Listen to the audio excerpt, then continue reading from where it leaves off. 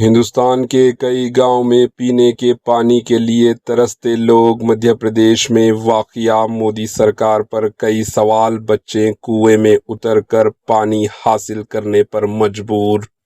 हिंदुस्तान एक तरफ तरक्की, डिजिटल इंडिया और आलमी क़ियादत के दावे तो कर रहा है, लेकिन दूसरी तरफ आज भी कई गांव देहात ऐसे हैं जहां पीने के पानी तक की सहूलत मौजूद नहीं।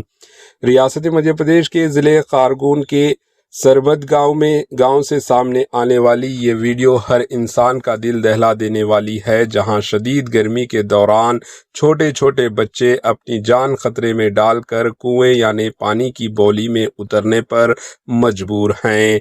सिर्फ चंद बाल्टी पानी हासिल करने के लिए शदीद धूप में वो नीचे उतर रहे हैं।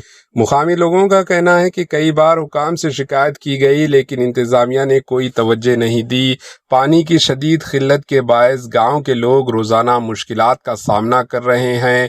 वायरल वीडियोस में देखा जा सकता है कि मासूम बच्चे तपती धूप में गहरे कुएं में उतरकर पानी निकाल रहे हैं, और ये मनाजिर हुकूमत के दावों पर कई सवालात खड़े कर रहा है। सोशल मीडिया पर भी लोग शदीद नाराज़गी का इजहार कर रहे हैं।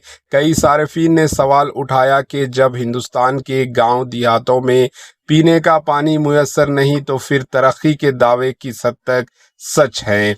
अपोजिशन पार्टीज ने भी बीजेपी मोदी हुकूमत को तनकीद का निशाना बनाते हुए कहा कि अवाम बुनियादी सहूलतों के लिए तरस रही है, जबकि हुकूमत तशरीह, एडवर्टाइजमेंट और बड़े बड़े दावों में मसरूफ़ हैं। अब देखना यह है कि इंतज़ामिया कब हरकत में आती है और इन गांव देहातों के लोगों को बुनियादी हक़ यानी साफ़ पानी कब फराहम किया जाता है।